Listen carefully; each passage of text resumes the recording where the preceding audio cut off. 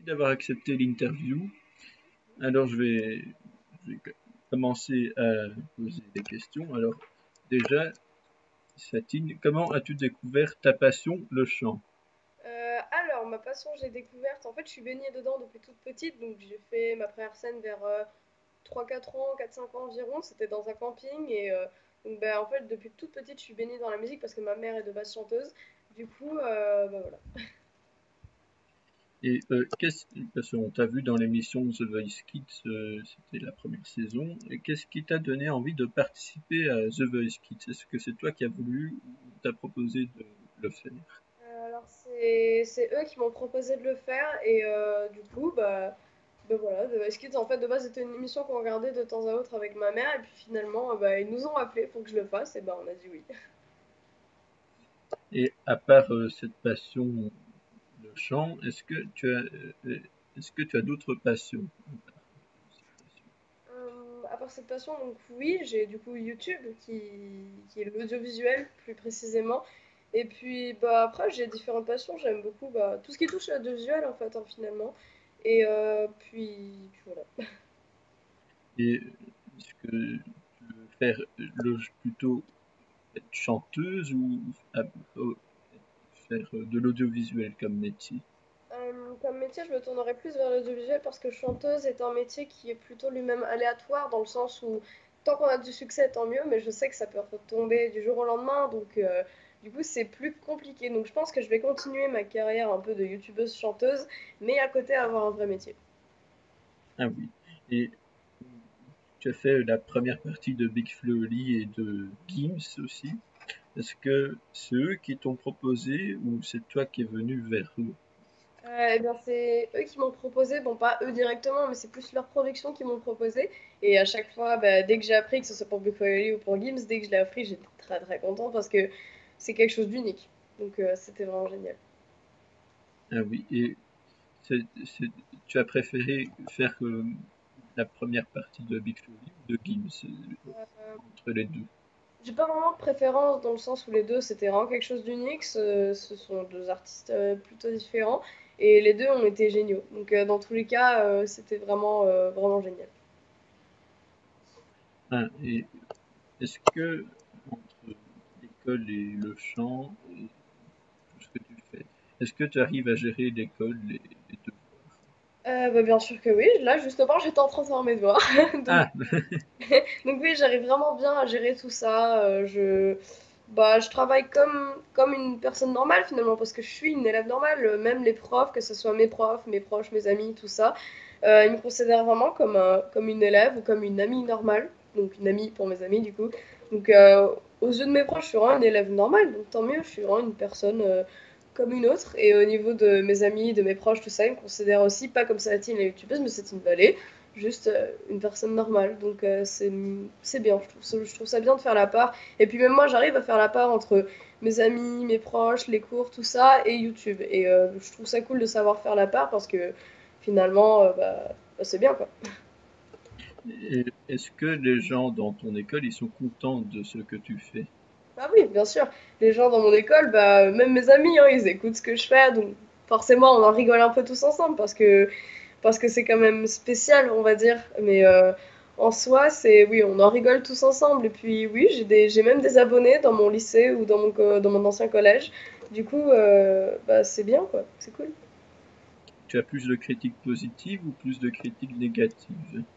J'ai les deux. J'ai vraiment des deux. Et puis, je peux pas toutes les prendre en compte, évidemment. Mais les critiques négatives bêtement balancées comme ça, bon, ça me fait bien rire. Mais les critiques constructives sont vraiment bien, je trouve. Parce que ça me permet de m'améliorer, d'évoluer dans mon contenu habituel. Et puis les critiques positives, bah, je prends, c'est vraiment sympa.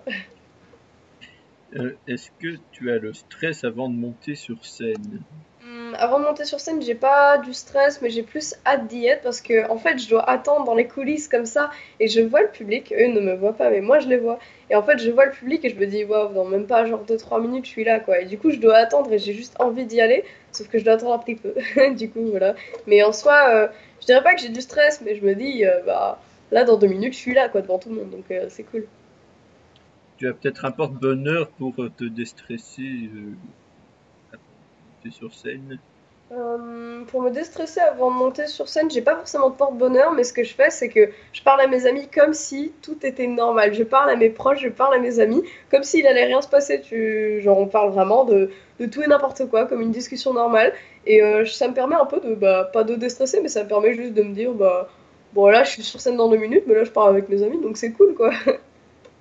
Est-ce que tu aurais des conseils aux futurs candidats de The Voice Kids en Belgique? Parce que cette année, il y a pour la première fois The Voice Kids en Belgique avec comme coach Slimane, Vita et un chanteur belge qui s'appelle Matthew Irons. Est-ce que tu aurais des conseils à donner aux candidats? D'accord. Ben alors, les conseils, juste, c'est vraiment de profiter un max et de se dire que si on se trompe, c'est pas grave. Parce que on peut se tromper, c'est humain de se tromper. Chaque chanteur, même les plus grands chanteurs du monde entier, se trompent parfois dans leurs paroles. Donc, si on se trompe au niveau des paroles, au niveau de la mélodie, si jamais il y aura forcément toujours un petit peu de stress. Donc, faut savoir le gérer, mais en soi, ça se gère automatiquement et naturellement. Et puis, il faut juste profiter un max de l'expérience parce que une fois qu'on est plus sur scène, on se dit, bah ça y est, je l'ai fait, mais du coup, maintenant, c'est terminé, quoi. Et du coup, et aussi d'ailleurs, si jamais un coach ne se retourne pas aux auditions à l'aveugle, c'est pas grave. Vous avez du talent, vous êtes tous très talentueux. Et faut pas se dire que si les coachs se retournent pas, ouais, faut pas se dire que si les coachs se retournent pas, c'est qu'on est nul ou qu'on n'a pas de talent. C'est juste que, bah, c'est comme ça, c'est la vie. C'est juste que ça devait se passer comme ça, donc c'est pas si grave. Même si les coachs se retournent pas, faut poursuivre et faut jamais abandonner. Quels sont tes chanteurs et chansons préférés? Alors, personnellement, j'adore Stromae. Je trouve que parce que malheureusement, il ne fait plus rien aujourd'hui. Donc, c'était vraiment un chanteur génial. Je connaissais toutes ses chansons par cœur et je les connais encore par cœur aujourd'hui. J'aime également beaucoup Angèle, Angèle qui est belge, Stromae aussi d'ailleurs. J'adore Angèle, je suis allée la voir en concert et j'aimerais bien d'ailleurs aller la revoir en concert. J'ai son album, je connais toutes ses chansons et j'adore vraiment ce qu'elle fait. Et au niveau, je dirais, un peu plus du rap, j'aime beaucoup, beaucoup Orelsan, j'aime beaucoup L'Homme Pâle. Et puis voilà, je pense que c'est un peu tout. Après, au niveau des groupes, j'adore Queen et Supertramp, mais ça, c'est vraiment des années 80. Je suis aussi une grande fan de Elton John. J'ai beaucoup de personnes que j'admire. Et puis je pourrais pas vous en faire une liste tellement j'ai beaucoup de personnes que j'adore, mais voilà, ça c'est vraiment les chanteurs et chanteuses principales que j'adore. Tu parlais justement d'Angèle que tu as envie d'aller voir un concert, mais justement, vendredi prochain, le 27, elle fait un concert en Belgique, à Bruxelles, un concert gratuit. Du coup, si tu veux y aller, voilà, c'est un Avec concert. plaisir. Je suis déjà allée Voilà. la voir en concert dans une ville proche de chez moi, mais avec plaisir. Est-ce que tu as beaucoup de contacts de The Voice Kids de l'année où tu as participé, des coachs ou quoi? Alors au niveau des coachs, très franchement non, je n'ai pas gardé de contact, mais au niveau par contre des candidats, oui, j'ai gardé beaucoup de contacts. Donc bah, il y a pas longtemps, j'ai passé 2 jours ou 3 avec eux. Et donc il y avait par exemple Emma Sharon qui aujourd'hui fait la comédie musicale Bernadette de Lourdes, que je suis allée voir et c'est vraiment magnifique. Moi aussi. Ah ben voilà, il y a Julia Fiquet qui elle aussi fait beaucoup de chansons en ce moment grâce à Mylène Farmer, tout ça, donc c'est vraiment très très cool.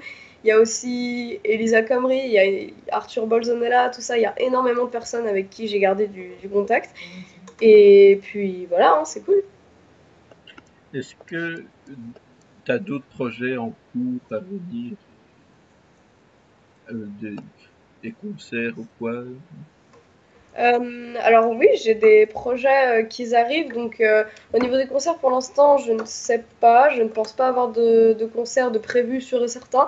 Mais j'aimerais bien forcément, comme tout chanteur ou toute chanteuse, faire une tournée un jour dans ma vie. Donc vraiment, j'essaierai de faire ça un maximum. Mais j'attends d'être un peu plus libre au niveau des cours, tout ça. Et puis après... Et bah, sinon, ouais, j'ai beaucoup, beaucoup de projets. J'ai Disney Channel, donc bah, je fais beaucoup de projets avec Disney Channel. Donc, par exemple, pour Descendant 3, la sortie du film Descendant 3, j'ai pas mal de projets à propos de ça. J'ai une émission, j'ai beaucoup de différents projets, que ce soit en partenariat avec, par exemple, Disney ou Universal DreamWorks ou quelque chose comme ça, ou même des projets pour moi-même. Et puis tout ça, ça sort au fur et à mesure. Est-ce que tu peux citer tous les réseaux sociaux sur lesquels on peut te suivre? Bah alors, il y a Twitter, donc Twitter c'est juste simplement @setinvalley. On peut me suivre sur YouTube, bien évidemment, donc Setin Valley. Valley avec un W, c'est W-A-2-L-E, c'est pas V-A-L-E accent aigu, c'est vraiment W-A-2-L-E. Après, sur Snapchat, c'est Satine.Valley, mais je suis moins active, c'est plus pour mes amis, on va dire. Et Instagram, évidemment, donc c'est Satine Valley, @satine-valley. Voilà. Est-ce que, je sais pas, tu pourrais nous faire un petit, chanter une petite chanson pour l'interview, si c'est possible, ou... Évidemment, y a pas de souci. Quelle chanson? Quelle chanson? Avec le ukulélé? Avec le ukulélé? Ah ben oui. Oh, bah, allons-y, hein. Je vais le chercher. Alors, ma maman, l'assistante, va chercher mon ukulélé. D'ailleurs, mercredi prochain, c'est mon anniversaire. Oh, bah, bon anniversaire en avance, parce que j'oublie toujours les anniversaires, donc j'oublierai de Ah. vous souhaiter. Donc, bon anniversaire en avance. Moi, ça a été mon anniversaire le mardi, le 17 septembre. Alors, je vais vous chanter du coup All Cook Grady, qui est une chanson avec du yodel dedans. Bah, c'est parti.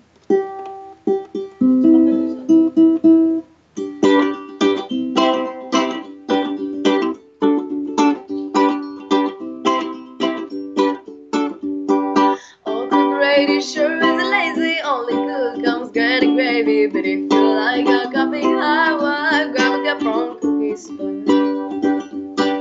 Cookie, he once a guy, but he could cry in a Robin Hood. But that was then and this is now. Wow, Cookie's job is singing shout.